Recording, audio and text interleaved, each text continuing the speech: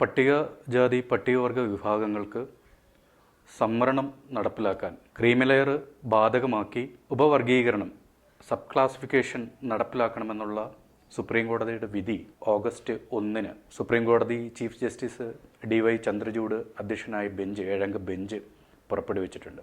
ആ ബെഞ്ചിൽ justice BR Gavai, Pankaj Mittal, Manoj Mishra, Satish Chandra Sharma, Bela Trivedi തുടങ്ങിയ 7-അംഗ ബെഞ്ചാണ് ആ വിധി പുറപ്പെടുവിച്ചിട്ടുള്ളത്. ആ വിധി എന്താണ് പറയുന്നത് പറഞ്ഞാൽ, ഇന്ത്യയിലെ പട്ടികജാതി പട്ടികവർഗ വിഭാഗങ്ങൾക്ക് അവരുടെ സാമൂഹ്യ പുരോഗതിക്കായിട്ടും അവരുടെ സാമ്പത്തിക പുരോഗതിക്കായിട്ടും വിദ്യാഭ്യാസത്തിനായിട്ടും രാഷ്ട്രീയ പുരോഗതിക്കായിട്ടുമൊക്കെ നടപ്പിലാക്കിയ സംവരണം പട്ടികജാതി വിഭാഗങ്ങൾക്കകത്തുള്ള അല്ലെ പട്ടികവർഗ വിഭാഗങ്ങൾക്കകത്തുള്ള സമ്പന്നരായ ഉദ്യോഗസ്ഥരായ ഒരു ക്രീമി ലെയർ, ഒരു ഉപരിവർഗമാണ് ഈ സംവരണത്തിൻ്റെ ബഹുഭൂരിപക്ഷവും കൈയടക്കി വെച്ചിരിക്കുന്നതും. അത് അവരാണ് അതിൻ്റെ ഗുണഭോക്താക്കൾ. ഈ പട്ടികജാതിക്കകത്തുള്ള പട്ടികവർഗത്തിനകത്തുള്ള അണ്ടർ റെപ്രസെൻറ്റഡ് ആയിട്ടുള്ള അതിപിന്നോക്കമായിട്ടുള്ള കമ്മ്യൂണിറ്റികളുണ്ട് എന്നും അവർക്ക് സംവരണം ലഭിക്കുന്നില്ല എന്നുള്ളൊരു സാമ്പത്തിക യുക്തിയാണ് ഈ സുപ്രീം കോടതി വിധിയിലൂടെ ഇപ്പോൾ പുറത്തു വന്നിരിക്കുന്നത്.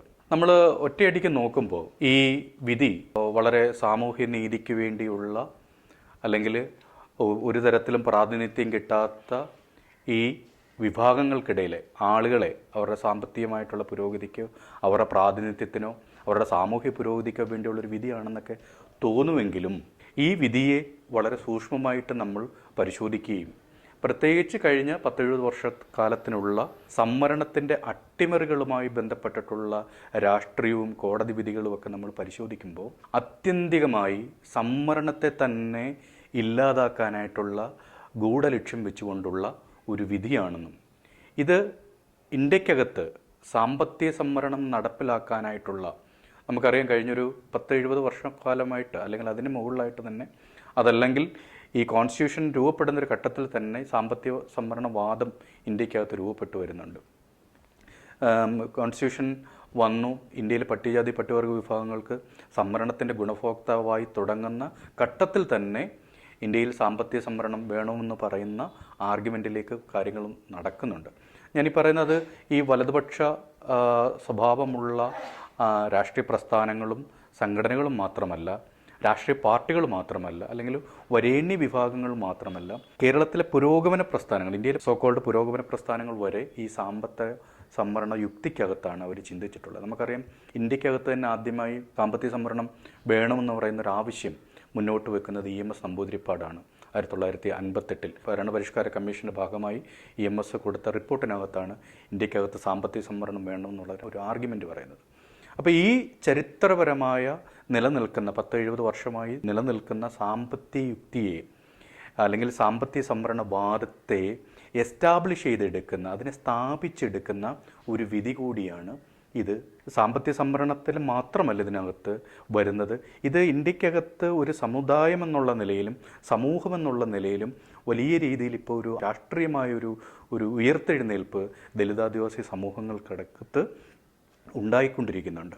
ഈ സമുദായത്തെ നെടുകൾ പിളർത്തി ഈ ഒരൊറ്റ ജനത, പട്ടികജാതി പട്ടികവർഗ വിഭാഗങ്ങൾ ഒരു ജനസമൂഹം, ഒരു രാഷ്ട്രീയ സമൂഹം എന്നുള്ള നിലയിൽ നിലനിൽക്കുന്നതിനെ നെടുക പിളർത്തുന്നതും ഈ സാമ്പത്തിക സംവരണവാദത്തെ വേണ്ടിയുള്ള ഒരു വിധിയും അതേപോലെ തന്നെ ആത്യന്തികമായി ഈ സംവരണത്തെ തന്നെ ഇല്ലാതാക്കുന്നതുമായിട്ടുള്ളൊരു വിധിയാണ് ഇതിനകത്തുള്ളത്. വളരെ പുറമേക്ക് നിന്ന് നമുക്ക് നോക്കുമ്പോൾ നമ്മൾ സൂചിപ്പിച്ചതുപോലെ എന്തിനാണ് സാമ്പത്തികമായി പുരോഗതിയുള്ള അല്ലെങ്കിൽ വലിയ ഉദ്യോഗസ്ഥർക്ക് എന്തിനാണ് ഇതിൻ്റെ സംവരണത്തിൻ്റെ ആവശ്യം എന്നുള്ളൊരു ലളിത യുക്തിയാണ് ഇതിൻ്റെ അകത്ത് നിൽക്കുന്നത്. കേരളത്തിൻ്റെ സവിശേഷമായൊരു സന്ദർഭത്തിൽ നമ്മൾ നോക്കിയാൽ ഇപ്പോൾ ഇവിടെ കേരളത്തിൽ നമുക്ക് വേണമെന്നുണ്ടെങ്കിൽ പട്ടികജാതി വിഭാഗങ്ങളെ അവരുടെ ജാതി തൊഴിലുകളുമായി ബന്ധപ്പെട്ടിട്ടൊക്കെ 3-4 ആയിട്ടൊക്കെ വേണമെന്നുണ്ടെങ്കിൽ നമുക്ക് തരംതിരിക്കാവുന്നതാണ്. മണ്ണാൻ, പെരുവണ്ണാൻ, വേലൻ, പരവൻ തുടങ്ങിയ കമ്മ്യൂണിറ്റികൾ, അതിനെക്കാട്ടും കുറച്ചുകൂടി ജാതീയമായിട്ടുള്ള തിക്തബലം അനുഭവിക്കേണ്ടി വന്നിട്ടുള്ള പുലയര്, പറയര്, കുറവർ പോലെയുള്ള ജാതി അടിമകളായി മാറേണ്ടി വന്ന കമ്മ്യൂണിറ്റികൾ, അതിനേക്കാട്ടിലും ഭീകരമായി മനുഷ്യനായി പോലും വെളിച്ചത്ത് പോലും വരാൻ കഴിയാൻ പറ്റാതിരുന്ന മനുഷ്യരുണ്ട്. വേടരെ പോലെയുള്ള അല്ലെങ്കിൽ തോട്ടി, അരുന്തിയാർ, ചക്ലിയാർ എന്നൊക്കെ കല്ലാടി, നായാടി പോലെയുള്ള കമ്മ്യൂണിറ്റികളുമുണ്ട്. ഇതിനകത്ത് തന്നെ കുറച്ചുകൂടി സോഷ്യൽ മൊബിലിറ്റി കൊണ്ടുവന്ന കമ്മ്യൂണിറ്റികൾക്കാണ് സംവരണം കിട്ടുന്നത്. ഇതിൻ്റെ അകത്ത് കീഴ്ത്തട്ട് സമൂഹങ്ങൾക്ക് കിട്ടുന്നില്ല.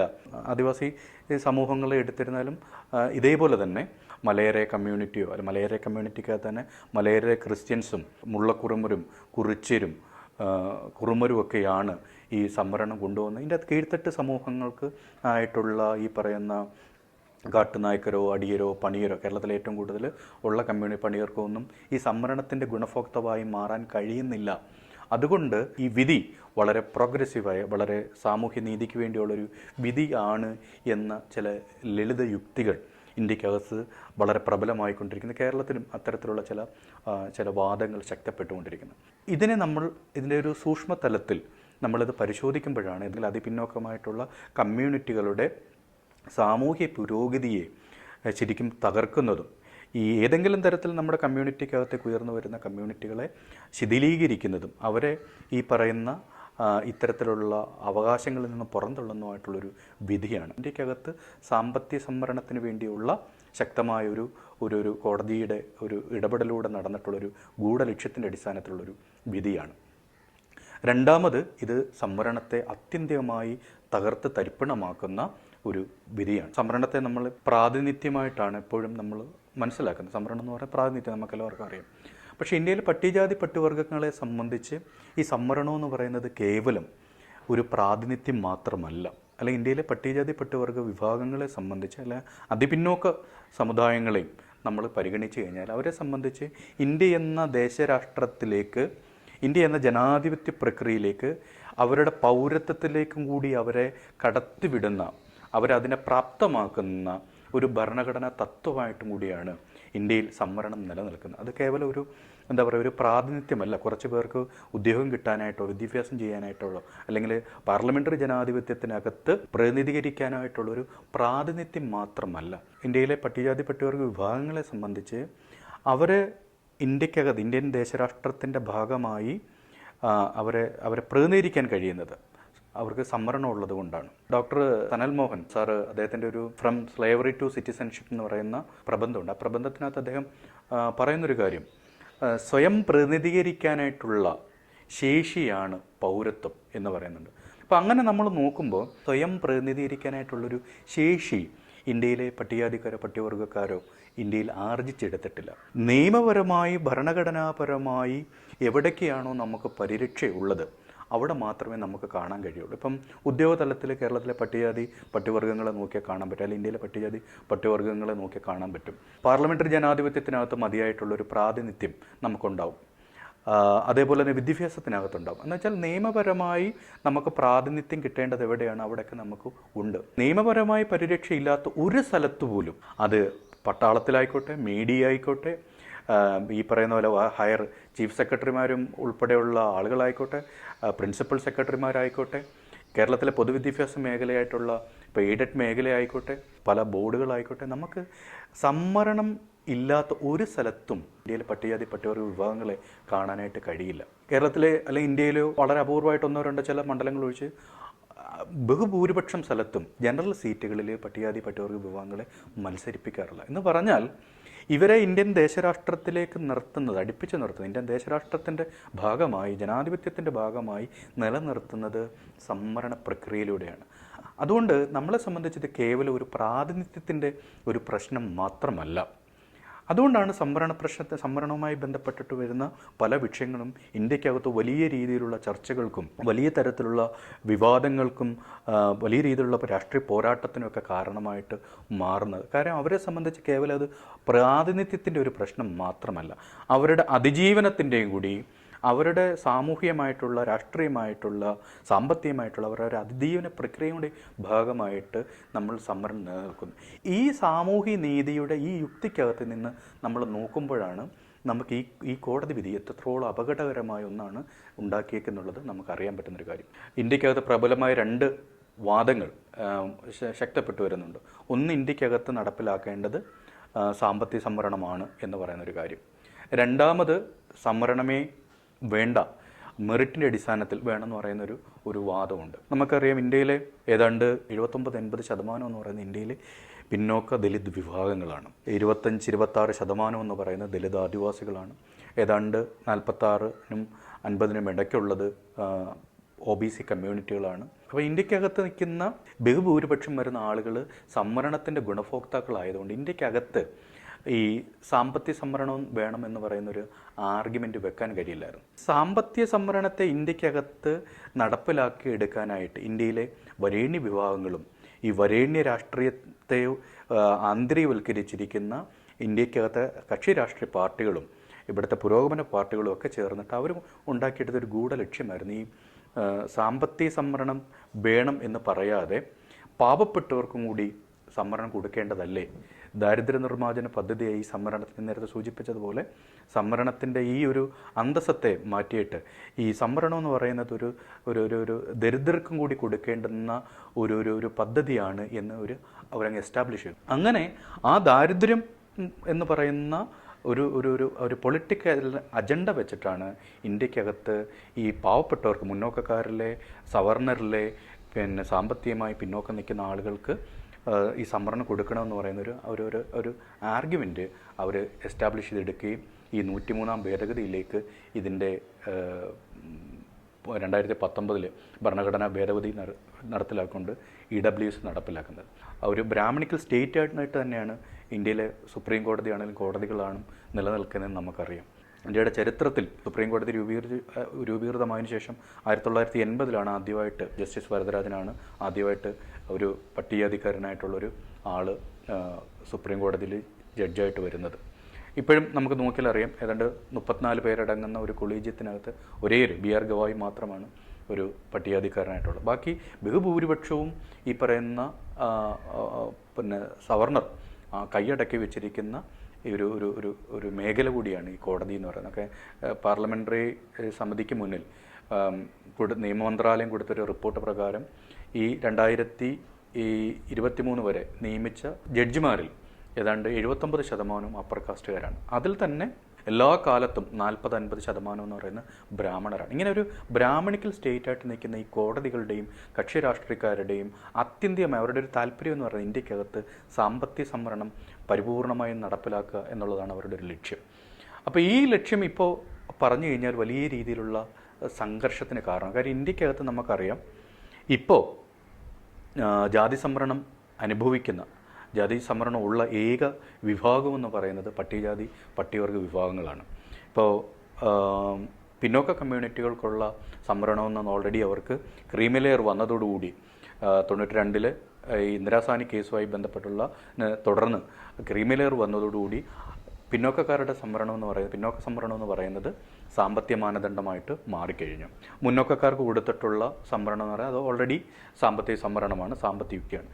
ഈ സാമ്പത്തിക യുക്തിയിലല്ലാതെ ഇന്ത്യക്കകത്ത് സംവരണം അനുഭവിക്കുന്ന ഏക വിഭാഗം എന്ന് പറയുന്നത് പട്ടികജാതി പട്ടികവർഗ വിഭാഗങ്ങളാണ്. അതായത് ഇന്ത്യക്കകത്ത് സാമ്പത്തിക സംവരണം നടപ്പിലാക്കാനായിട്ടുള്ള ഭരണഘടനാപരമായ നിയമപരമായ ഏക തടസ്സം എന്ന് പറയുന്നത് ഈ പട്ടികജാതി പട്ടികവർഗ വിഭാഗങ്ങളാണ്. അവർക്കും കൂടി സാമ്പത്തിക മാനദണ്ഡം കൊണ്ടുവന്നാൽ പിന്നെ ഇന്ത്യക്കകത്ത് സാമ്പത്തിക സംവരണം എന്ന് പറയുന്ന ഒരു വാദമേ നിലനിൽക്കുള്ളൂ. അല്ലെങ്കിൽ ഭരണഘടനാപരമായി നിയമപരമായി പിന്നെ ഈ സാമ്പത്തിക സംവരണം എന്ന് പറയുന്ന ഒരു വാദമേ നിലനിൽക്കുള്ളൂ. കാര്യം സംവരണത്തിൻ്റെ ഗുണഭോക്താക്കളായ പിന്നെ ദലിത് ആദിവാസികളും പിന്നോക്കക്കാരും ഈ സാമ്പത്തിക സംവരണം നടപ്പിലാക്കിയതോടുകൂടി മുന്നോക്കക്കാർക്കും വന്നപ്പോൾ ഇവർക്കെല്ലാം തന്നെ സാമ്പത്തിക മാനദണ്ഡം വരുന്നതോടുകൂടി തന്നെ ഇന്ത്യക്കകത്ത് ഈ സാമ്പത്തിക സംവരണം ആണ് വേണ്ടത് എന്നുള്ളൊരു ഒരു വാദം പ്രബലമായി കഴിയും. ഇപ്പോൾ അതിന് ഏക തടസ്സമായി നിൽക്കുന്ന വിഭാഗം എന്ന് പറയുന്നത് പട്ടികജാതി പട്ടികവർഗ വിഭാഗങ്ങളാണ്. അപ്പോൾ അവർക്കും കൂടി ഈ സാമ്പത്തിക ക്രീമിലെയർ കൊണ്ടുവന്ന് ഈ സാമ്പത്തിക മാനദണ്ഡം കൊണ്ടുവന്ന് പട്ടികജാതി വിഭാഗങ്ങളെ കാറ്റഗറൈസ് ചെയ്ത് മാറ്റുന്നതോടുകൂടി ഈ സാമ്പത്തിക യുക്തി ഈ പട്ടികജാതി പട്ടികവർഗ വിഭാഗങ്ങൾക്ക് വരികയും ഇന്ത്യയിൽ വരുംകാലത്ത് സാമ്പത്തിക സംവരണമാണ് നടപ്പിലാക്കാൻ പോകുന്നത് എന്നുള്ളൊരു കാര്യം നമ്മുടെ മുന്നിൽ വരികയും ചെയ്യും.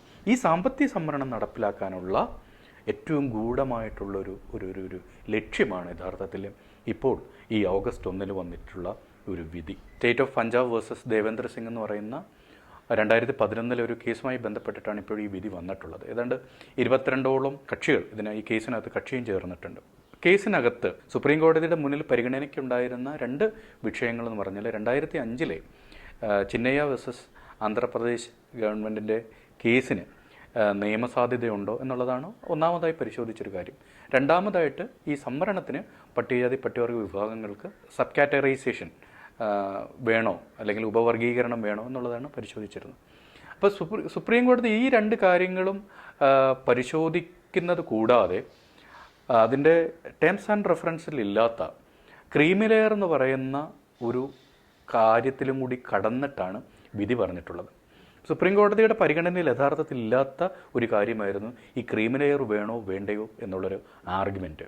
അങ്ങനെ ഒരു ആർഗ്യുമെൻറ്റ് വന്നിരുന്നില്ല. പക്ഷേ സുപ്രീം കോടതി വളരെ പെട്ടെന്ന് തന്നെ പട്ടികജാതി പട്ടിക വിഭാഗങ്ങൾക്ക് ഈ ക്രീമി ലെയർ നടപ്പിലാക്കണമെന്നും ക്രീമി ലെയർ നടപ്പിലാക്കി അതിൻ്റെ വളരെ എംപിരിക്കൽ ഡേറ്റ സ്റ്റേറ്റ് കൊണ്ടുവന്ന് പട്ടികജാതി വിഭാഗങ്ങൾക്ക് ക്രീമി ലെയർ ബാധകമാക്കി ഈ സബ് ക്ലാസിഫിക്കേഷൻ കൊണ്ടുവരണം എന്നുള്ളൊരു ഒരു വിധിയാണ് ഇതിൻ്റെ അകത്ത് വന്നിട്ടുള്ളത്. ഇതിൻ്റെ അകത്തുള്ള ഏറ്റവും വലിയ ഒരു അപകടം എന്ന് പറഞ്ഞാൽ ഒന്നാമതായി നമ്മൾ ഈ സൂചിപ്പിച്ചതുപോലെയുള്ള ഈ ക്രീമി ലെയർ എന്ന് പറയുന്നത് കോടതിയുടെ പരിഗണനയില്ലാഞ്ഞ ഒരു കാര്യമാണ്. ആ ക്രീമി ലെയർ എന്ന് പറയുന്നത് ഈ കോടതി വിധി ക്രീമി ലെയറും കൂടി നടപ്പിലാക്കണമെന്ന് പറയുന്ന ഒരു കാര്യം പറയുന്നത് ഇത് തികച്ചും ഭരണഘടനാ വിരുദ്ധമായിട്ടുള്ള ഒരു കാര്യമാണ് എന്ന് ഇന്ത്യയിലെ നിരവധിയായിട്ടുള്ള നിയമവിദഗ്ധർ ഇതിനോടകം തന്നെ പലതരത്തിലൊരു അഭിപ്രായം പറയുകയും എഴുതുകയും ചെയ്തിട്ടുണ്ട്. രണ്ടാമത്തെ ഇതിൻ്റെ അകത്ത് ഈ കോടതി വിധിയുടെ ഏറ്റവും അപകടം പിടിച്ചൊരു കാര്യം എന്ന് പറഞ്ഞാൽ ഈ ഏതെല്ലാം കമ്മ്യൂണിറ്റികൾക്കാണ് സംവരണ പരിധിയിലേക്ക് വരുന്നത്, ആരൊക്കെയാണ് ഒഴിവാക്കേണ്ടത് എന്നുള്ളൊരു അധികാരം ഈ വിധിയിലൂടെ അതാത് സ്റ്റേറ്റ് ഗവൺമെൻറ്റുകൾക്ക് കൈവന്നിരിക്കുന്നു എന്നുള്ളതാണ്. ഇന്ത്യൻ കോൺസ്റ്റിറ്റ്യൂഷനകത്ത് വളരെ വ്യക്തമായി ഈ പറഞ്ഞൊരു കാര്യം എന്ന് പറഞ്ഞാൽ ഇന്ത്യയിലെ പട്ടികജാതി വിഭാഗങ്ങളെ നിർണ്ണയിക്കാനുള്ള അധികാരം ഇന്ത്യൻ പ്രസിഡൻറ്റിന് മാത്രമേ ഉള്ളൂ. 341 ഉപവകുപ്പ് 1 പ്രകാരം പട്ടികജാതി വിഭാഗങ്ങൾ ഏതെല്ലാം എന്നുള്ള ഷെഡ്യൂൾഡ് കാസ്റ്റ് ലിസ്റ്റ്, അതുപോലെ തന്നെ 342 പ്രകാരം പട്ടികവർഗ വിഭാഗങ്ങളെയും കണക്കാക്കുന്നതിന് അതിനെ ആ ലിസ്റ്റിൻ്റെ അധികാരം അതിനെ ഏതൊക്കെ ജാതികളാണ് പട്ടികജാതി ലിസ്റ്റിൽ ഉൾപ്പെടുത്തേണ്ടെന്നുള്ളൊരു അധികാരം ഇന്ത്യൻ പ്രസിഡൻറ്റിന് മാത്രമായിരുന്നു ഉണ്ടായിരുന്നത്. സാമൂഹ്യമായും രാഷ്ട്രീയമായും സാമ്പത്തികമായും വിദ്യാഭ്യാസപരമായും ഒക്കെ പുറന്തള്ളപ്പെട്ടു പോയ ഐത്തജാതി കമ്മ്യൂണിറ്റികളെയാണ് ഷെഡ്യൂൾഡ് കാസ്റ്റ് ലിസ്റ്റിൽ ഭരണഘടന 341 പ്രകാരം കണക്കാക്കിയിരുന്നത്. സ്വത്വപരമായി വളരെ വലിയ വ്യതിരിക്തതകളുള്ള വംശീയ ഗ്രൂപ്പുകളെ ഷെഡ്യൂൾഡ് ട്രൈബായിട്ടും പട്ടികവർഗ വിഭാഗങ്ങളായിട്ടും 342 വകുപ്പിലൂടെ പരിഗണിച്ചിരുന്നു. അപ്പോൾ ഈ രണ്ട് വകുപ്പ് പ്രകാരവും ഈ ലിസ്റ്റിൻ്റെ അന്തിമ അംഗീകാരം കൊടുക്കാനുള്ള അധികാരം പ്രസിഡൻറ്റിന് മാത്രമാണ്. കേരളത്തിലോ അല്ലെങ്കിൽ മറ്റേത് സ്റ്റേറ്റിലാണെങ്കിലും ഒരു കമ്മ്യൂണിറ്റിയെ, ഒരു ജാതിയെ പട്ടികജാതിയോ പട്ടികവർഗ ലിസ്റ്റിലേക്ക് പരിഗണിക്കണമെന്നുണ്ട് എങ്കിൽ ആ ലിസ്റ്റ് കണ്ടെത്തി അതിൻ്റെ പഠനം നടത്തി ആ ലിസ്റ്റ് ഗവർണറുടെ അംഗീകാരത്തിനായിട്ട് അയക്കുകയും ഗവർണർ അത് രാഷ്ട്രപതിക്കായിട്ട് അയക്കുകയും രാഷ്ട്രപതിയാണ് അതിൻ്റെ അകത്ത് അന്തിമ തീരുമാനമെടുക്കുന്നതിനുള്ള അധികാരം ഉണ്ടായിരുന്നത്.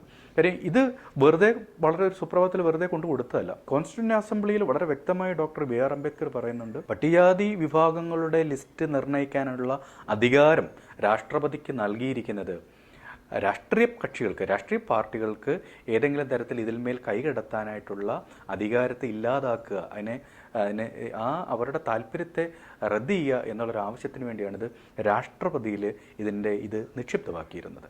ഇപ്പോൾ ഈ സുപ്രീം കോടതി വിധി വന്നതോടുകൂടി സംഭവിച്ചൊരു കാര്യം എന്ന് പറഞ്ഞാൽ ഇത് പട്ടികജാതി വിഭാഗങ്ങളെയും പട്ടികവർഗ വിഭാഗങ്ങളെയും ആരൊക്കെയാണ് സംവരണത്തിന് അനർഹർ എന്നുള്ളത് നിശ്ചയിക്കാനായിട്ടുള്ള അധികാരം ഇത് സ്റ്റേറ്റ് ഗവൺമെൻറ്റിലേക്ക് വന്നു ചേർന്നു എന്നുള്ളതാണ്. അപ്പോൾ ഇതിൻ്റെ ഒരു വലിയ ഒരു അപകടം നമുക്കറിയാം. ഇന്ത്യക്കകത്ത് ഓരോ സ്റ്റേറ്റിനകത്തും അവിടുത്തെ വരേണ്യർ, സവർണരാണ് അവിടുത്തെ ഭരണകൂടങ്ങളായിട്ട് അല്ലെങ്കിൽ അവിടുത്തെ ബ്യൂറോക്രസി ആയിട്ടും അവിടുത്തെ വ്യവസ്ഥാക്രമങ്ങളായിട്ടും ഒക്കെ തന്നെ നിലനിൽക്കുന്നതെന്ന് നമുക്കറിയാം. ഇപ്പോൾ കേരളത്തിലാണെങ്കിൽ സമാനമാണ്. അതിനകത്ത് ഇപ്പോൾ കേരളത്തിലെ ഇപ്പോഴത്തെ വലിയ പുരോഗമന സർക്കാരാണ് കേരളം ഭരിക്കുന്നത്. 21 മന്ത്രിമാരിൽ 10 പേരും നായർ കമ്മ്യൂണിറ്റിയിൽ നിന്നുള്ള ആളുകളാണ്. അവർ 10% ഉള്ള ആളുകളാണ്. ഏതാണ്ട് മന്ത്രിസഭയുടെ 50% കൈയടക്കി വെച്ചിരിക്കുന്നത്.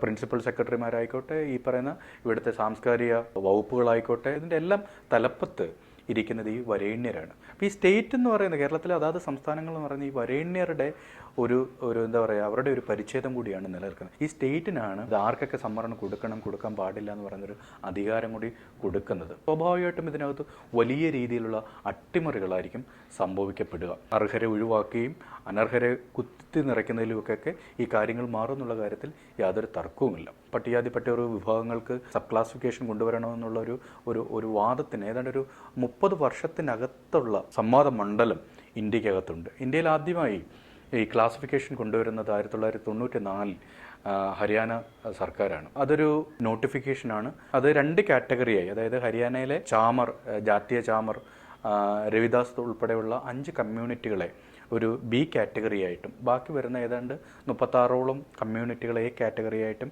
2ആയിട്ട് തരംതിരിച്ചിട്ട് ആ കമ്മ്യൂണിറ്റികൾക്ക് സംവരണത്തെ 50% വെച്ച് കൊടുക്കുകയാണ് ചെയ്തത്. അപ്പോൾ ഈ ഹരിയാനയിലാണിത് ഈ ക്ലാസിഫിക്കേഷൻ്റെ ഒരു ചരിത്രം തുടങ്ങുന്നത്. ഇത് പിന്നീട് ഈ 2005 വന്ന ചിന്നയ്യ വേഴ്സസ് ആന്ധ്രാപ്രദേശ് ജഡ്ജ്മെൻറ്റ് 2005 വിധിയുടെ അടിസ്ഥാനത്തിൽ 2006 ജൂലൈ 6 ഈ ഹരിയാന ആൻഡ് പഞ്ചാബ് ഹൈക്കോടതി ഇത് റദ്ദ് ചെയ്യുകയാണ് ചെയ്തത്. അപ്പോൾ ഈ ചിന്നയ്യ വേഴ്സസ് ആന്ധ്രാപ്രദേശ് ഗവൺമെൻറ്റിൻ്റെ ഒരു വിധി നമ്മൾ പരിശോധിച്ച് കഴിഞ്ഞാൽ നമുക്കറിയാം, ആന്ധ്രാപ്രദേശിൽ ഈ മാലമടിക പോലെയുള്ള കമ്മ്യൂണിറ്റികൾ തമ്മിൽ വലിയ രീതിയിലുള്ള കോൺഫ്ലിക്റ്റുകൾ, അതിൻ്റെ അകത്ത് ചില കമ്മ്യൂണിറ്റികൾ വളരെ പ്രബല കമ്മ്യൂണിറ്റിയാണ്, ചിലർ കുറച്ചുകൂടി ഓർഗനൈസ്ഡ് ആണ്. അപ്പോൾ വലിയ രീതിയിലുള്ള ഒരു കോൺഫ്ലിക്റ്റ് ഈ കമ്മ്യൂണിറ്റികൾക്കിടയിൽ നിന്നൊരു ഘട്ടത്തിലാണ് അവിടെ ആന്ധ്രാപ്രദേശ് സർക്കാർ രാമേന്ദ്ര രാജു കമ്മീഷൻ നിയോഗിക്കുന്നത്. ഈ കമ്മീഷൻ അവിടെ ഈ പറഞ്ഞ പോലെ ഈ വിഭാഗങ്ങൾക്കിടയിൽ വലിയ രീതിയിലുള്ള ആന്തരികമായ അസമത്വം നിലനിൽക്കുന്നുണ്ടോ, അതുകൊണ്ട് സബ് കാറ്റഗറൈസേഷൻ കൊണ്ടുവരണം എന്നുള്ളൊരു കമ്മീഷൻ റിപ്പോർട്ട് കൊടുക്കുക. കമ്മീഷൻ റിപ്പോർട്ടിൻ്റെ അടിസ്ഥാനത്തിലാണ് Andhra Pradesh scheduled castes rationalisation of reservation എന്ന് പറയുന്ന ഒരു ഓർഡിനൻസ് 1999 കൊണ്ടുവരുന്നത്. ഈ ഓർഡിനൻസ് പിന്നീട് അവർ യാതൊരു വിധത്തിലുള്ളൊരു ചർച്ചയ്ക്കും വിധേയമാക്കാതെ 2000 ഇത് ആക്ടാക്കി മാറ്റുകയാണ്, നിയമമാക്കി മാറ്റുകയാണ് ചെയ്തത്. ആ നിയമപ്രകാരം ആന്ധ്രാപ്രദേശിലെ ഏതാണ്ട് 57ഓളം വരുന്ന കമ്മ്യൂണിറ്റികളെ 4 കാറ്റഗറിയായി തരംതിരിച്ച് ആ കാറ്റഗറികൾക്ക് സെപ്പറേറ്റ് സംവരണം കൊടുക്കുന്ന ഒരു കാര്യമാണ് അവർ നിർദ്ദേശിച്ചിരുന്നത്. അപ്പോൾ ഇതിനെ ചോദ്യം ചെയ്തുകൊണ്ട് ആന്ധ്രാപ്രദേശിൽ അപ്പീൽ വരികയും ആന്ധ്രാപ്രദേശ് ഹൈക്കോടതി വളരെ വിശദമായിട്ട് തന്നെ കേസ് പരിഗണിച്ചുകൊണ്ട് അവർ ഇന്ദിരാസാനി കേസിൻ്റെ അടിസ്ഥാനത്തിൽ, നമുക്കറിയാം 1992 മണ്ഡൽ കമ്മീഷന് ശേഷം പിന്നോക്ക വിഭാഗങ്ങൾക്ക് സംവരണം നൽകുന്നതിനായിട്ട് ബന്ധപ്പെട്ടിട്ട് സംവരണം നടപ്പിലാക്കുകയും അപ്പോൾ അതുമായി ബന്ധപ്പെട്ടിട്ട് രൂപപ്പെട്ടു വന്നുള്ള കേസാണ് ഇന്ദിരാസാനി കേസ്. ഈ ഇന്ദിരാസാനി കേസിനകത്ത് വളരെ അർദ്ധശങ്കയ്ക്കിടയില്ലാത്ത വിധം അവരന്ന് പറഞ്ഞൊരു കാര്യം എന്ന് പറഞ്ഞാൽ 9 ബെഞ്ചിൻ്റെ ഒരു വിധിയായിരുന്നു. ഈ ക്രീമി ലെയർ എന്ന് പറയുന്നത് OBC വിഭാഗങ്ങൾക്ക് മാത്രമാണ് ബാധകമെന്നും പട്ടികജാതി വിഭാഗങ്ങളെ സംബന്ധിച്ച് അവരൊരു ഏകദാന ഗ്രൂപ്പാണ്. ജാതി അനുഭവങ്ങൾ വ്യത്യസ്തമായിരിക്കുമ്പോൾ തന്നെ ഇവരുടെ അൺടച്ചബിലിറ്റി എന്ന് പറയുന്നത് ഇവർക്കെല്ലാം ഒരേപോലെ ഉണ്ടായിരുന്നു. ഈ അൺടച്ചബിലിറ്റിയുടെ അടിസ്ഥാനത്തിൽ, അയിത്തത്തിൻ്റെയും ജാതി വിവേചനത്തിൻ്റെയും അടിസ്ഥാനത്തിൽ ഈ കമ്മ്യൂണിറ്റികൾക്കെല്ലാം തന്നെ അവർക്ക് ആർക്കും വിദ്യാഭ്യാസം ചെയ്യാൻ അവകാശം ഉണ്ടായിരുന്നില്ല, പൊതുവഴി ഉപയോഗിക്കാനുള്ള അവകാശം ഉണ്ടായിരുന്നില്ല, അവർക്ക് സാമൂഹ്യമായിട്ടും രാഷ്ട്രീയമായിട്ടും വലിയ രീതിയിലുള്ള വിവേചനങ്ങൾ അവർക്ക് അനുഭവിക്കേണ്ടി വന്നിട്ടുണ്ട്. അപ്പോൾ ഈ വിവേചനങ്ങളുടെ അടിസ്ഥാനത്തിലാണ് ഇതൊരു ഹോമോജീനിയസ് ആയിട്ടുള്ള ഏകദാനമായിട്ടുള്ളൊരു ക്ലാസ്സാണ് പട്ടികജാതിക്കാരെന്ന് അർദ്ധശങ്കയ്ക്ക് ഇടയില്ലാത്ത വിധം അത് നിരീക്ഷണം വരികയും ആന്ധ്രാപ്രദേശ് ഹൈക്കോടതി ഈ നിയമം റദ്ദ് ചെയ്യുകയും ചെയ്തിരുന്നു. അപ്പോൾ ഇതിനെ ചോദ്യം ചെയ്തുകൊണ്ട് പിന്നീട് സുപ്രീം കോടതിയിലേക്ക് കേസ് വരുന്നു. കേസ് വളരെ വിശദമായിട്ടുള്ള വാദം സുപ്രീം കോടതിയിൽ നടക്കുന്നു. ഈ വാദത്തിനെ തുടർന്ന് സുപ്രീം കോടതി ശരിവെക്കുന്നു, ഈ പട്ടികജാതി പട്ടികവർഗ വിഭാഗങ്ങൾക്കിടയിൽ സബ് ക്ലാസിഫിക്കേഷൻ നടപ്പിലാക്കുന്നത് ഭരണഘടനാ വിരുദ്ധമാണെന്നും ഇത് അയിത്തജാതി വിഭാഗങ്ങൾ, ജാതി അനുഭവിക്കുന്ന വിഭാഗങ്ങളെല്ലാം തന്നെ ഒറ്റ കാറ്റഗറിയായി പരിഗണിക്കേണ്ടതാണ് എന്ന് പറയുന്ന വളരെ സുവ്യക്തമായ രീതിയിൽ ആന്ധ്രാപ്രദേശ് ഹൈക്കോടതിയുടെ വിധിയെ ശരിവെക്കുകയും വളരെ ഏകകണ്ഠമായി ഇതിൻ്റെ അകത്ത് സബ് കാറ്റഗറൈസേഷൻ പാടില്ല എന്ന് സുപ്രീം കോടതിയുടെ ഒരു 5 അംഗ ബെഞ്ചിൻ്റെ വിധി 2005 വരികയും ചെയ്യുന്നു. ഇതാണ് ഈ ചിന്നയ്യ വേഴ്സസ് ആന്ധ്രാപ്രദേശ് ഗവൺമെൻറ്റിൻ്റെ വിധി എന്ന് പറയുന്നത്. ഈ 2005 വിധിയുടെ അടിസ്ഥാനത്തിലാണ് 1994 ഹരിയാന സർക്കാർ കൊണ്ടുവന്ന നോട്ടിഫിക്കേഷൻ 2006 ജൂലൈയിൽ ഹരിയാന പഞ്ചാബ് ഹൈക്കോടതി റദ്ദ് ചെയ്യുന്നത്. ഇപ്പോൾ ഈ സുപ്രീം കോടതി വിധിക്ക് ആസ്പദമായിട്ടുള്ള കേസ് എന്ന് പറയുന്നത് പഞ്ചാബ് സർക്കാർ സുപ്രീം കോടതിയിൽ കൊടുത്ത ഒരു കേസുമായി ബന്ധപ്പെട്ടുണ്ട്. പഞ്ചാബ് സർക്കാരും 2006 ഒരു നിയമം പാസ്സാക്കി. Punjab scheduled castes and backward classes reservation services എന്ന് പറയുന്ന ഒരു നിയമം 2006 കൊണ്ടുവരുന്നു. ഈ നിയമത്തെ ചിന്നയ്യ കേസിൻ്റെ അടിസ്ഥാനത്തിൽ 2010 നവംബർ 9 അവിടുത്തെ പഞ്ചാബ് ഹൈക്കോടതി റദ്ദ് ചെയ്തതും നമ്മൾ നേരത്തെ സൂചിപ്പിച്ചതുപോലെ ആന്ധ്രാപ്രദേശ് സർക്കാരാണെന്നുണ്ടെങ്കിലും സുപ്രീം കോടതിയാണെന്നുണ്ടെങ്കിലും പറഞ്ഞ അതേ കാര്യം തന്നെ, ഇത് അൺകോൺസ്റ്റിറ്റ്യൂഷണലാണ്, ഇത് ഭരണഘടനാ വിരുദ്ധമാണ്, ഇതിനകത്ത് ഈ കമ്മ്യൂണിറ്റിക്കകത്ത് ക്ലാസിഫിക്കേഷൻ കൊണ്ടുവരാൻ പറ്റില്ല എന്ന് പറയുന്ന കാര്യം പറഞ്ഞിട്ടാണ് അവർ 2010 ഈ നിയമം അവർ റദ്ദ് ചെയ്തത്. പഞ്ചാബ് സർക്കാർ സുപ്രീം കോടതിയിലേക്ക് അപ്പീൽ പോവുകയും ഈ 2011 ഈ കേസ് തുടങ്ങുകയും ഇതിൻ്റെ വാദം വളരെ വിശദമായിട്ടുള്ളൊരു വാദത്തിൻ്റെ അടിസ്ഥാനത്തിലാണ് ഇപ്പോൾ ഈ പറയുന്ന 2024 വിധി വന്നിട്ടുള്ളത്. ഇന്ത്യക്കകത്ത് ഈ 3 സ്റ്റേറ്റ് കൂടാതെ തമിഴ്നാട് സർക്കാരും 2009 അരുന്തയാർ കമ്മ്യൂണിറ്റിക്ക് വേണ്ടി മൊത്തം 18% തമിഴ്നാട്ടിലെ സംവരണമുള്ളത്. അതിൽ ഏതാണ്ടൊരു 3% സെപ്പറേറ്റ് സംവരണം അരുന്തയാർ കമ്മ്യൂണിറ്റിക്ക് നൽകിക്കൊണ്ട് അവർ പ്രത്യേക കാറ്റഗറൈസേഷൻ അവിടെ കൊണ്ടുവന്നു, പ്രത്യേക സംവരണം അവർ നടപ്പിലാക്കി. തമിഴ്നാട് പ്രൈവറ്റ് സ്ഥാപനങ്ങൾ ഉൾപ്പെടെ ഈ സംവരണം ബാധകമാക്കിയിട്ടാണ് അവർ ആ ഭേദഗതി കൊണ്ടുവന്നതും ആ നിയമമൊക്കെ നടപ്പിലാക്കുക. അതും ഇപ്പോൾ കോടതിയിൽ ചലഞ്ച് ചെയ്യപ്പെട്ടിരിക്കുകയാണ്. അപ്പോൾ നമ്മൾ ഈ കോടതി വിധികളിലെല്ലാം ആന്ധ്രാപ്രദേശിലെ ആയിക്കോട്ടെ, ഹരിയാന ആയിക്കോട്ടെ, പഞ്ചാബ് ആയിക്കോട്ടെ, ഹൈക്കോടതികളുടെ വിധിയും 2005 ചിന്നയ്യ കേസിൻ്റെ സുപ്രീം കോടതി വിധിക്കകത്തും വളരെ സുവ്യക്തമായി സൂചിപ്പിച്ചൊരു കാര്യം എന്ന് പറഞ്ഞാൽ പട്ടികജാതി പട്ടികവർഗ കമ്മ്യൂണിറ്റികൾക്കിടയിൽ ക്ലാസിഫിക്കേഷൻ നടപ്പിലാക്കാൻ പാടില്ല എന്ന് അവർ വളരെ സുവ്യക്തമായി പറഞ്ഞു. മാത്രമല്ല, ഇതിനകത്ത് ഇപ്പോൾ ഒരു ഭരണഘടനാപരമായൊരു പ്രതിസന്ധിയും കൂടെ കടന്നു വരുന്നുണ്ട്, നിയമപരമായൊരു പ്രതിസന്ധിയും കൂടെ കടന്നു വരുന്നുണ്ട്. ഇപ്പോൾ വന്നിട്ടുള്ളത് ഒരു 7 അംഗ ബെഞ്ചിൻ്റെ വിധിയാണ്. ഈ 7 അംഗ ബെഞ്ചിന് മുകളിൽ 92 ഇന്ദിരാസാനി കേസിനകത്ത് വളരെ വ്യക്തമായി 9 അംഗ ബെഞ്ചിൻ്റെ വിധിയുണ്ട്. ഇവർക്കകത്ത് സബ് ക്ലാസിഫിക്കേഷൻ കൊണ്ടുവരാൻ കഴിയില്ല, പട്ടികജാതി വിഭാഗങ്ങൾ ഏകദാന ഹോമോജീനിയസ് ക്ലാസ് ആണ് എന്നും അവർക്ക് ക്രീമിലെയർ നടത്താൻ പാടില്ല എന്ന് പറയുന്ന 9 അംഗ ബെഞ്ചിൻ്റെ വിധിയുണ്ട്. ഈ വിധി നിലനിൽക്കുകയാണ് ഈ 7 അംഗ ബെഞ്ചിൻ്റെ വിധി ഇപ്പോൾ വരുന്നത്. ഇത് നിയമപരമായി ഏതൊക്കെ തരത്തിലുള്ള വൈരുദ്ധ്യങ്ങളാണ് ഉണ്ടാക്കിയെടുക്കുക എന്നുള്ളത് നമ്മൾ പരിശോധിക്കപ്പെടേണ്ടുന്ന ഒരു കാര്യമാണ്. ഇപ്പോൾ ഈ വിധി ഉണ്ടാക്കിയിട്ടുള്ളൊരു അപകടം, ഇത് അതാത് സ്റ്റേറ്റ് ഗവൺമെൻറ്റുകൾക്ക് സംവരണത്തിനായിട്ട് പട്ടികജാതി പട്ടികവർഗ വിഭാഗങ്ങളെ നിർണ്ണയിക്കാനായിട്ടുള്ള അധികാരം പ്രസിഡന്റിൽ നിന്നും ഈ സ്റ്റേറ്റ് ഗവൺമെൻറ്റിലേക്ക് നിക്ഷിപ്തമാക്കുകയും ഇത് വലിയ രീതിയിലുള്ള അട്ടിമറികൾക്കും ഇത് കാരണമായി തീരും എന്നുള്ളതാണ് ഇതിൻ്റെ ഒരു യാഥാർത്ഥ്യം. ഈ വിധിയുടെ ഏറ്റവും അപകടകരമായൊരു കാര്യം എന്ന് പറഞ്ഞാൽ ക്രീമിലെയർ പട്ടികജാതി വിഭാഗങ്ങൾക്കിടയിലൂടെ കൊണ്ടുവരുന്നു എന്നുള്ളൊരു കാര്യമാണ്. അപ്പോൾ ഇത് ഏതെങ്കിലും ഒരു പഠനത്തിൻ്റെ അടിസ്ഥാനത്തിലാണോ ഈ കോടതി ഇത്തരം ഒരു വിധി ഉണ്ടാക്കിയിരിക്കുന്നതെന്നുള്ളത് നോക്കിയാൽ ആധികാരികമായി ബന്ധപ്പെട്ടിട്ടുള്ള ഒരു പഠനവും നടത്താതെയാണ് ഈ പട്ടികജാതി വിഭാഗങ്ങൾക്കിടയിൽ ക്രീമിലെയർ ഉണ്ട് എന്ന് പറയുന്നൊരു വാദത്തിലേക്ക് കോടതി എങ്ങനെയാണ് ഇത്തരം ഒരു വാദത്തിലേക്ക് എത്തിയിരിക്കുന്നത്? ഇവരേതെങ്കിലും സംസ്ഥാനങ്ങൾക്കകത്തുള്ള പഠനം ഇവർ പരിശോധിച്ചിരുന്നോ? ഏതെങ്കിലും സംസ്ഥാനത്ത് അത്തരത്തിലുള്ള വൈരുദ്ധ്യം ഉള്ളതായിട്ട് അത്തരം പഠനങ്ങളോ, ഈ സോഷ്യോ എക്കണോമിക് ഡാറ്റ മാത്രം പോരല്ലോ ഇത്തരം കാര്യങ്ങൾക്കകത്ത്, സോഷ്യോളജിക്കലായിട്ടുള്ള പഠനങ്ങൾ ഇക്കാര്യത്തിനകത്ത് വേണം. ഇന്ത്യയിലെ പട്ടികജാതി പട്ടികവർഗ വിഭാഗങ്ങൾക്ക് സംവരണം ലഭിക്കുന്നത് അൺടച്ചബിലിറ്റി നിലനിൽക്കുന്നതുകൊണ്ടാണ്. ആർട്ടിക്കിൾ 17 എന്ന് പറയുന്നത് ഇന്ത്യക്കകത്ത് ഭരണഘടനാപരമായിട്ട് അൺടച്ചബിലിറ്റി നിരോധിക്കുകയാണ് ചെയ്തത്. ഈ അൺടച്ചബിലിറ്റി അനുഭവിച്ചു എന്നുള്ളത് കൊണ്ടാണ് ഇവർക്ക് ആർട്ടിക്കിൾ 15 വഴിയും 16 വഴിയും ഈ ജോലിയിലും പാർലമെൻറ്റിനകത്തും വിദ്യാഭ്യാസത്തിലൊക്കെ പ്രാതിനിധ്യം ലഭിക്കുന്നത്. അപ്പോൾ ഈ മാനദണ്ഡം മാറ്റി ജാതീയ വിവേചനവും അല്ലെങ്കിൽ അയിത്തവും എന്നുള്ള വിവേചനം മാറ്റി സാമ്പത്തിക മാനദണ്ഡം കൊണ്ടുവരണമെങ്കിൽ ഇതിനൊരു പഠനം വേണമല്ലോ. ഇന്ത്യക്കകത്ത് പല സംസ്ഥാനങ്ങൾക്കകത്ത് ദലിതരിൽ നിന്നും അല്ലെങ്കിൽ ആദിവാസികളിൽ നിന്നും സമ്പന്നരായിട്ടുള്ള വിഭാഗങ്ങളുണ്ട്, അവർ ഇത്ര ശതമാനം സമ്പന്നരുണ്ടെന്ന് ഒരു പഠനമുണ്ട്. ആ കോടതി വിധി പല പ്രാവശ്യം വായിച്ച് നോക്കിയിട്ടുള്ള ഒരു വ്യക്തി എന്നുള്ള നിലയിൽ ആ കോടതി വിധി ഒരിടത്ത് പോലും ആധികാരികമായ എന്തെങ്കിലും ഒരു ഡേറ്റ ഇതിനായിട്ട് പരിശോധിച്ചിട്ടില്ല. വളരെ ഏകപക്ഷീയമായിട്ട് ഈ സവർണ സമൂഹങ്ങൾ ഉണ്ടാക്കിയെടുത്തിട്ടുള്ള അല്ലെങ്കിൽ ഇന്ത്യയിലെ സംഘടിത വിഭാഗങ്ങൾ ഉണ്ടാക്കിയെടുത്തിട്ടുള്ള വാദത്തെ, ക്രീമിലെയർ സാമ്പത്തിക വാദത്തെ കോടതിയും പറയും കൂടിയാണ് ചെയ്യുന്നത്. അതിന് നിയമപരമായോ ഭരണഘടനാപരമായിട്ട് യാതൊരു ബേസും ഇല്ല, അതിന് ഏതെങ്കിലും പഠനങ്ങളുടെ ബേസും ഇല്ലാതെയാണ് അത് നടപ്പിലാക്കിയത്. അല്ലെ കോടതി പറയണമായിരുന്നു കേരളത്തിൽ ഇത്ര ശതമാനം ആളുകൾ ഈ സമ്പന്നരാണ് എന്ന് പറയുന്നൊരു കാണാം. അങ്ങനൊരു പഠനവും ഇന്ത്യക്കകത്ത് നടന്നിട്ടില്ല. ഇന്ത്യക്കകത്തോ അല്ലെങ്കിൽ ഈ പറയുന്ന കേരളത്തിലോ പട്ടികജാതി പട്ടികവർഗ വിഭാഗങ്ങൾക്കകത്ത് 1% സമ്പന്നരുണ്ടോ എന്നുള്ള കാര്യത്തിൽ എനിക്ക് സംശയമുണ്ട്. നമുക്ക് ഇത്രയും വലിയ വ്യവസായികളോ വലിയ അതിസമ്പന്നരായ കച്ചവടം നടത്തുന്നവരോ ഒന്നും കേരളത്തിനകത്തുള്ളതായിട്ട് നമുക്കറിയില്ല. നമുക്ക് ആകെ കൂടി അറിയാവുന്നതെന്ന് പറഞ്ഞാൽ ഉദ്യോഗസ്ഥരാണ് ഉള്ളത്.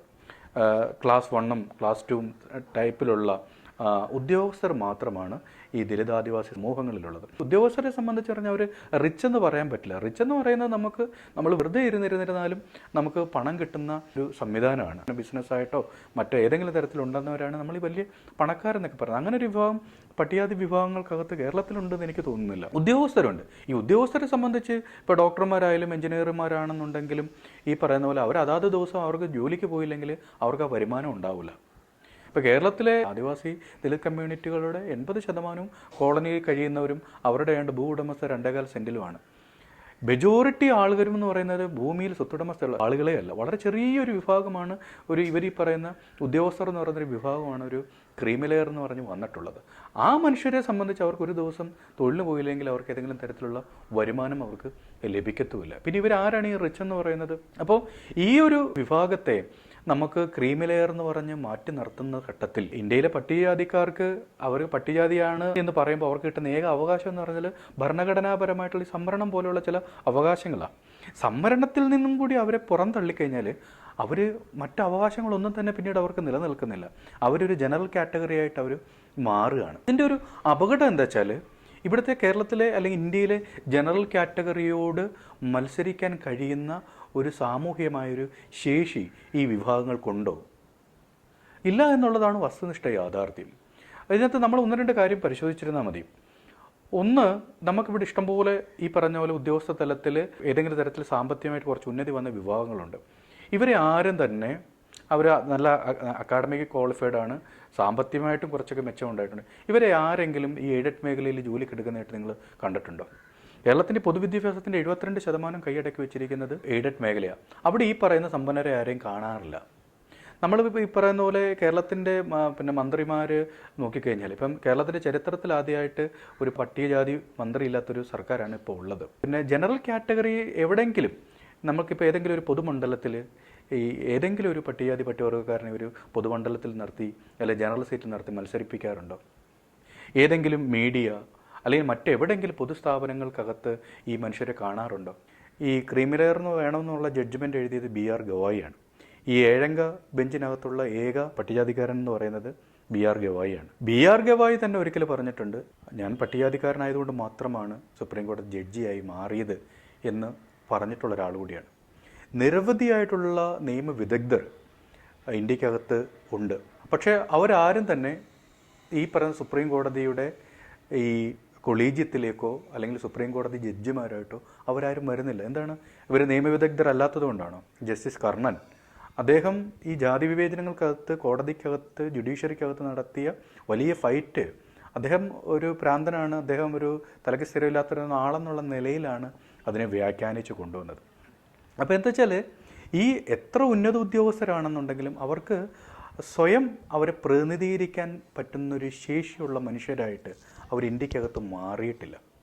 ഈ മാറാത്തതിൻ്റെ കാര്യമെന്ന് പറഞ്ഞാൽ അവർ പട്ടികജാതിക്കാരനോ പട്ടികവർഗ്ഗക്കാരനാണ്, അവരങ്ങനെ ആയിരിക്കുന്നു എന്നുള്ളതാണ് അതിൻ്റെ കാരണം.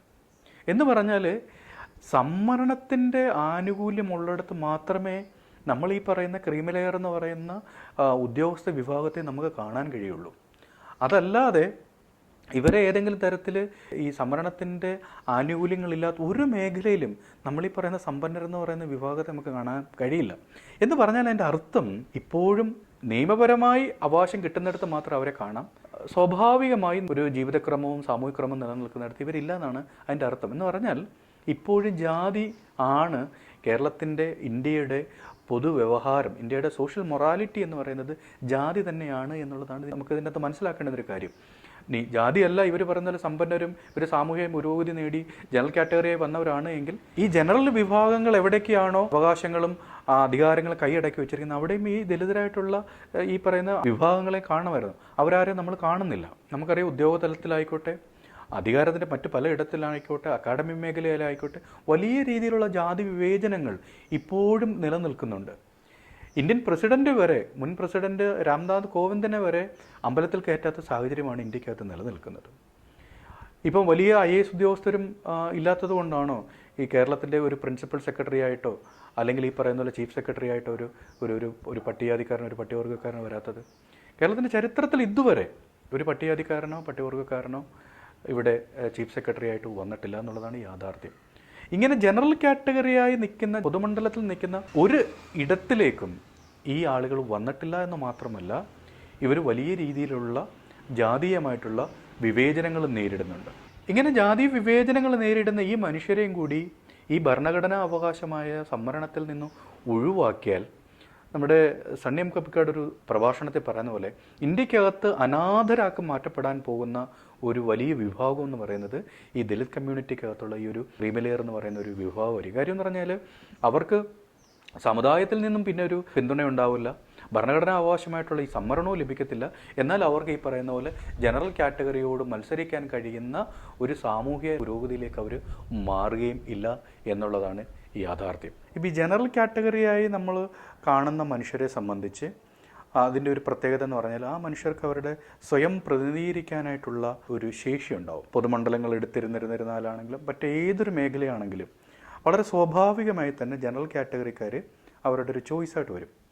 പക്ഷേ നമ്മളെ സംബന്ധിച്ച് നമ്മുടെ ഈ ക്രീമിലെയറിനകത്ത് വരുന്ന മനുഷ്യർ, അവർ ചിലപ്പോൾ ഉയർന്ന മനുഷ്യരാണെങ്കിൽ തന്നെയും അവരൊരിക്കലും ഒരു സ്വാഭാവികമായ ചോയ്സായിട്ട് ഭരണകൂടത്തിൻ്റെയോ അല്ലെങ്കിൽ ഈ പറയുന്ന ബ്യൂറോക്രസിയുടെ ഭാഗമായിട്ട് അവർ വരില്ല എന്ന് മാത്രമല്ല, ഏതെങ്കിലും തരത്തിൽ പട്ടികജാതി പട്ടികവർഗ വിഭാഗങ്ങളിൽ നിന്ന് ഉന്നത ഉദ്യോഗസ്ഥർ വന്നാൽ അവരെ വളരെ വലിയ രീതിയിൽ ജാതീയമായ വിവേചനം നടത്തി അവരെ പുറന്തള്ളുന്ന ഒരു പ്രക്രിയയിലാണ് ഉള്ളത്. നമ്മളെ സ്വയം പ്രതിനിധീകരിക്കാൻ ഈ പറയുന്ന പട്ടികജാതിക്കാരൻ പട്ടികവർഗക്കാരനോ ആരോ ആയിക്കോട്ടെ, അവർക്ക് അവരെ സ്വയം പ്രതിനിധീകരിക്കാൻ ശേഷി എന്നുവരെ ഉണ്ടാവുമോ അന്നുവരെ ഈ പറയുന്ന അവരുടെ ജാതി കൊണ്ട് അവർ നേരിട്ട വിവേചനങ്ങൾക്ക് പരിഹാരമെന്നോളം വന്നിട്ടുള്ള അവകാശങ്ങൾക്കും അവർക്ക് ലഭിക്കേണ്ടതുണ്ട്. ഇപ്പോൾ ഇന്ത്യക്കകത്ത് നിലനിൽക്കുന്ന ഈ അൺടച്ചബിലിറ്റി, ഇന്ത്യക്കകത്ത് നിലനിൽക്കുന്ന ശക്തമായി നിൽക്കുന്ന ഈ വിവേചനങ്ങൾ ഉള്ളിടത്തോളം കാലം ആ ജാതി വിവേചനത്തിൻ്റെ പരിഹാരം എന്നുള്ള നിലയിൽ ഇന്ത്യൻ കോൺസ്റ്റിറ്റ്യൂഷനകത്ത് നിർദ്ദേശിക്കപ്പെട്ട പരിഹാരമായിട്ടുള്ള സംവരണത്തിന് അർഹരാണ് ഈ വിഭാഗങ്ങൾ എന്നുള്ളതാണ് യാഥാർത്ഥ്യം. ഇവരെന്തിനാണ് ക്രീമിലെയർ പോലൊരു കാര്യം കൊണ്ടുവരുന്നത് എന്ന് നമ്മൾ പരിശോധിക്കുമ്പോഴാണ് ഇതിൻ്റെ ഒരു ചില ഗൂഢലക്ഷ്യങ്ങൾ നമുക്ക് മനസ്സിലാകുന്നത്. ഇപ്പോൾ നമുക്കറിയാം, ഇന്ത്യക്കകത്ത്, ഇപ്പോൾ കേരളത്തിനകത്താണെങ്കിലും സമുദായങ്ങളായിക്കോട്ടെ, ജാതി സംഘടനകളായിക്കോട്ടെ, മറ്റ് സാമൂഹ്യമായിട്ട് സാംസ്കാരിക പ്രസ്ഥാനങ്ങളുമായിക്കോട്ടെ, ഇതിനകത്ത് കമ്മ്യൂണിറ്റിയെ ചലിപ്പിക്കുന്നത്, കമ്മ്യൂണിറ്റിക്കൊരു സോഷ്യൽ മൊബിലിറ്റി നൽകുന്നതെന്ന് പറഞ്ഞാൽ ഏതെങ്കിലും തരത്തിൽ വിദ്യാഭ്യാസപരമായി സാമ്പത്തികമായിട്ട് ഉയർന്നു വന്ന ഈ ഒരു വിഭാഗമാണ്. ഇവരെ കമ്മ്യൂണിറ്റിയിൽ നിന്നും പറിച്ചു മാറ്റി കമ്മ്യൂണിറ്റിയിൽ നിന്നും മാറ്റുന്നതോടുകൂടി സമുദായത്തിൻ്റെ തന്നെ വലിയ രീതിയിലുള്ളൊരു സോഷ്യൽ മൊബിലിറ്റിയാണ് നഷ്ടപ്പെട്ടു പോകുന്നത്. കേരളത്തിനകത്ത് ഈഴവ കമ്മ്യൂണിറ്റിക്കകത്ത് ക്രീമിലെയർ വന്നതോടുകൂടി എങ്ങനെയാണ് ഇത് സംഭവിച്ചതെന്നുള്ളൊരു വലിയ ഉദാഹരണം നമ്മുടെ മുന്നിലുണ്ട്.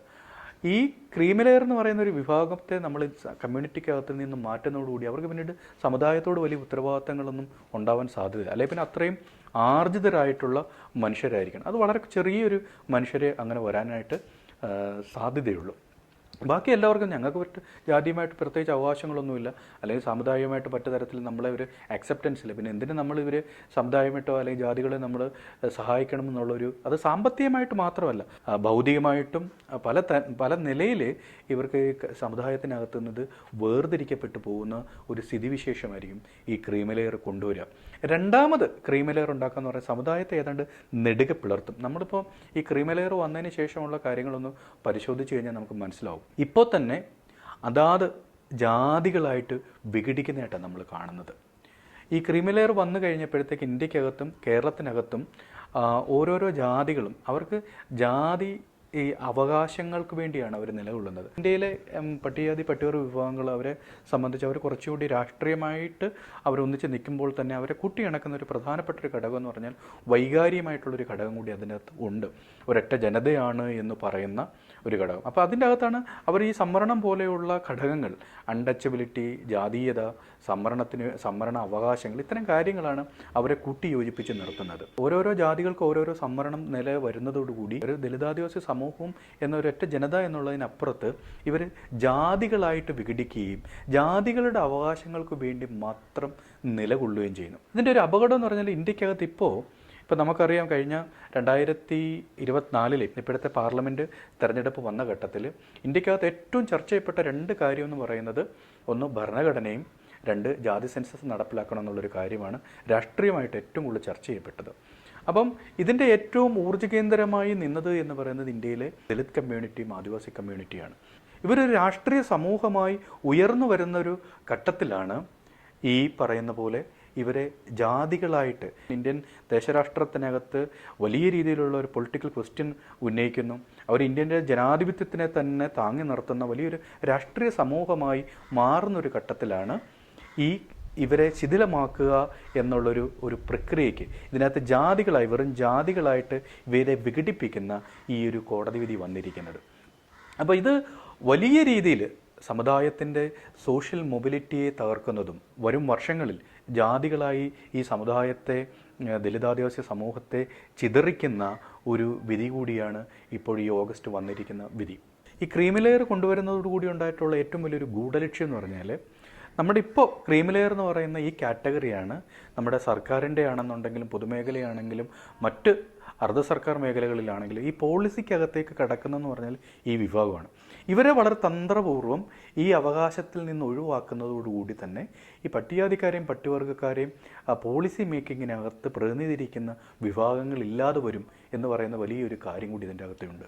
മാത്രമല്ല നമ്മളിപ്പോൾ ഈ ക്രീമി ലെയർ കൊണ്ടുവന്ന് അണ്ടർ റെപ്രസെൻറ്റഡ് എന്ന് പറയുന്ന കമ്മ്യൂണിറ്റിക്ക് നമ്മൾ അതിനൊരു പ്രത്യേക സംവരണം കൂടി മാറ്റി വെച്ചിരുന്നാൽ പോലും അതിൻ്റെ ഗുണഭോക്താവായി തീരാൻ ഈ കമ്മ്യൂണിറ്റികൾക്ക് കഴിയില്ല. കാര്യം കേരളത്തിൽ നമുക്കറിയാം ഇപ്പോൾ പട്ടികജാതി വിഭാഗങ്ങളിൽ നിന്നുള്ള ഏറ്റവും അണ്ടർ റെപ്രസെൻറ്റഡ് ആയിട്ടുള്ള കമ്മ്യൂണിറ്റികളാണ് ഈ പറയുന്ന കുറുവ കമ്മ്യൂണിറ്റി, നായാടി, കല്ലാടി, വേടർ പോലെയുള്ള ഏറ്റവും അതിപിന്നോക്കരായിട്ടുള്ള കമ്മ്യൂണിറ്റികളുണ്ട്.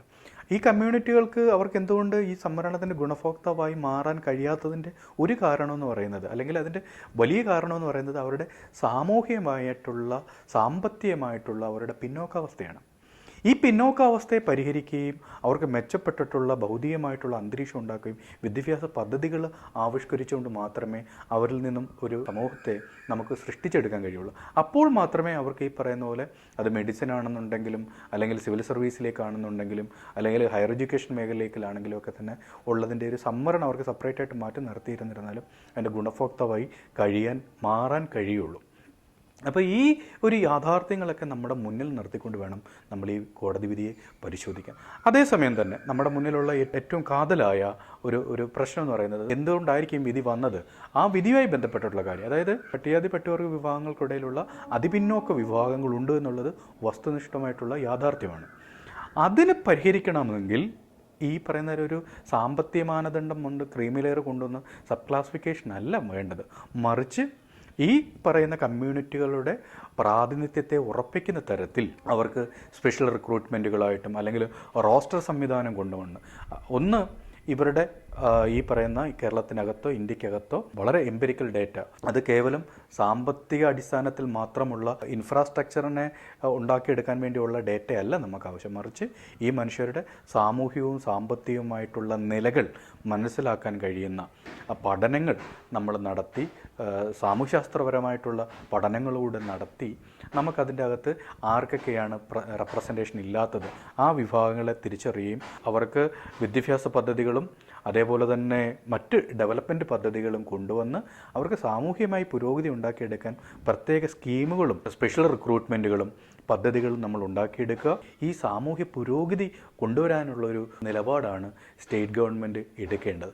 അതല്ലാതെ ഇതിൻ്റെ അകത്ത് ക്രീമി ലെയർ കൊണ്ടുവന്ന് ഈ സബ് ക്ലാസിഫിക്കേഷൻ നടപ്പിലാക്കുക എന്ന് പറയുന്നത് അടിസ്ഥാനപരമായിട്ട് ഈ കമ്മ്യൂണിറ്റികളെ ഛിന്ന ഭിന്നമാക്കി ജാതികളായിട്ട് ധ്രുവീകരിക്കും എന്ന് മാത്രമല്ല ഇതിൻ്റെ ദൂരവ്യാപകമായ പ്രത്യാഘാതം എന്താ വെച്ചാൽ നാളെ ഈ കമ്മ്യൂണിറ്റികളും ഇപ്പോൾ നമ്മൾ അണ്ടർ റെപ്രസെൻറ്റഡ് അല്ലാത്തവരും ഈ പറഞ്ഞ രീതിയിൽ റെപ്രസെൻറ്റഡ് നമ്മൾ നാളെ വരുന്നു, അപ്പോഴും ഈ മാനദണ്ഡം വരുന്നു, സാമ്പത്തിക മാനദണ്ഡം വരുന്നു, സാമ്പത്തിക മാനദണ്ഡം കൊണ്ടുവന്ന് ഈ കമ്മ്യൂണിറ്റികളെ പുറത്താക്കുന്നു. അപ്പോൾ ഈ പറയുന്ന നമ്മുടെ ജാതി സംവരണം ഇന്ത്യക്കകത്ത് ആവശ്യമില്ല എന്നും സാമ്പത്തിക അടിസ്ഥാനത്തിലുള്ള ഒരു സംവരണം മതി എന്ന് പറയുന്ന ഒരു ആർഗ്യുമെൻറ്റിലേക്ക് ഈ കാര്യങ്ങൾ വരും. ഈ സാമ്പത്തിക മാനദണ്ഡത്തിനകത്ത് കാര്യങ്ങൾ വരുന്നതോടുകൂടി തന്നെ സംവരണമെന്ന് പറയാം, സംവരണം എന്തിനു വേണ്ടിയാണോ നടപ്പിലാക്കപ്പെട്ടിട്ടുള്ളത് ആ സംവരണത്തിൻ്റെ മുഴുവൻ തത്വങ്ങളെ അട്ടിമറിച്ചുകൊണ്ട് സംവരണം തന്നെ ഇല്ലാതാകുന്ന ഒരു സ്ഥിതിവിശേഷത്തിലേക്കായിരിക്കും കാര്യങ്ങൾ എത്തപ്പെടാൻ പോകുന്നത്.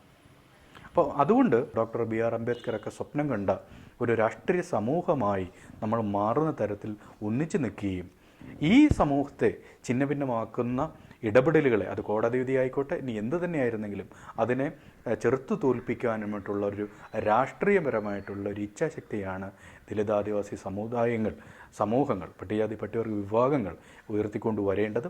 പട്ടികജാതി പട്ടികവർഗ വിഭാഗങ്ങളിലെ അതിപിന്നോക്കരായ ജാതികളുടെ സമുദായങ്ങളുടെ സാമൂഹിക പുരോഗതിക്ക് എന്ന് പറഞ്ഞ് ഇപ്പോൾ വന്നിട്ടുള്ള ഈ ഒരു വിധി ഭരണഘടനാ വിരുദ്ധവും അത്യന്തം അപകടമുണ്ടാക്കുന്ന, ഇന്ത്യക്കകത്ത് ജാതി സംവരണത്തെ ഇല്ലാതാക്കി സാമ്പത്തിക സംവരണത്തെ സ്ഥാപിച്ചെടുക്കുക, എല്ലാവർക്കും വേണ്ടി സാമ്പത്തിക സംവരണം കൊണ്ടുവരിക എന്ന് പറയുന്ന ഒരു ഗൂഢലക്ഷ്യം വെച്ചിട്ടുള്ള ഒരു വിധിയാണ് ഇത്. ഏതെങ്കിലും തരത്തിൽ കോടതി പറയുന്നത് പോലെ നീതിയല്ല ഈ സമുദായങ്ങൾക്ക് നൽകുക, മറിച്ച് വലിയൊരു സാമൂഹിക അനീതിക്ക് തുടക്കമായിരിക്കും ഈ സുപ്രീം കോടതി വിധി ഉണ്ടാക്കിയെടുക്കുന്നത്. ഇപ്പം ഈ സുപ്രീം കോടതി വിധി വന്നതോടുകൂടി ഇതൊരു നിയമമായിട്ട് ഇന്ത്യക്കകത്ത് മാറിയിട്ടുണ്ട്. ഈ നിയമത്തെ മറികടക്കണമെങ്കിൽ ഇന്ത്യൻ പാർലമെൻറ്റ് ക്രീമിലെയർ പട്ടികജാതി വിഭാഗങ്ങൾക്ക് ബാധകമല്ല എന്ന രീതിയിൽ നിയമനിർമ്മാണം നടത്തുകയും ഇന്ത്യയിലെ പട്ടികജാതി പട്ടികവർഗ വിഭാഗങ്ങളുടെ സാമൂഹ്യ പുരോഗതി, അവരുടെ പ്രാതിനിധ്യം ഉൾപ്പെടെയുള്ള കാര്യങ്ങൾ എന്തെന്ന് മനസ്സിലാക്കുന്നതിനും അതിന് വികസന പദ്ധതികൾ ആവിഷ്കരിക്കുന്നതിനും ജാതി സെൻസസ് നടപ്പിലാക്കുകയും ജാതി സെൻസസിൻ്റെ അടിസ്ഥാനത്തിലും സാമൂഹ്യശാസ്ത്ര പഠനങ്ങളുടെ അടിസ്ഥാനത്തിലും ഈ സമുദായങ്ങളുടെ സാമൂഹ്യ പുരോഗതിക്ക് വേണ്ടി വ്യത്യസ്ത നിലകളിൽ നിൽക്കുന്ന സമുദായങ്ങൾക്ക് അവർ അർഹിക്കുന്ന രീതിയിൽ വ്യത്യസ്തമായിട്ടുള്ള അവരുടെ പിന്നോക്കാവസ്ഥയെ പരിഹരിക്കുന്നതിന് സമഗ്രമായിട്ടുള്ള ഡേറ്റ നമുക്ക് ആവശ്യമുണ്ട്. ഇന്ത്യൻ പാർലമെൻറ്റ് സുപ്രീം കോടതിയുടെ വിധിയിലൂടെ വന്നിട്ടുള്ള ഈ നിയമത്തെ മറികടക്കുന്നതിന് നിയമനിർമ്മാണം നടത്തുകയാണ് ചെയ്യേണ്ടത്. അതിന് ഇന്ത്യയിലെ മുഴുവൻ ആദിവാസി ദലിത് വിഭാഗങ്ങളും സമുദായങ്ങളും ജാതികളും ഒന്നിച്ച് നിന്ന് ഒരു രാഷ്ട്രീയ സമൂഹം എന്നുള്ള നിലയിൽ ഉയർന്നു വരികയും ഇതിനെ പ്രതിരോധിക്കുകയും ചെയ്യുകയാണ് വേണ്ടത്.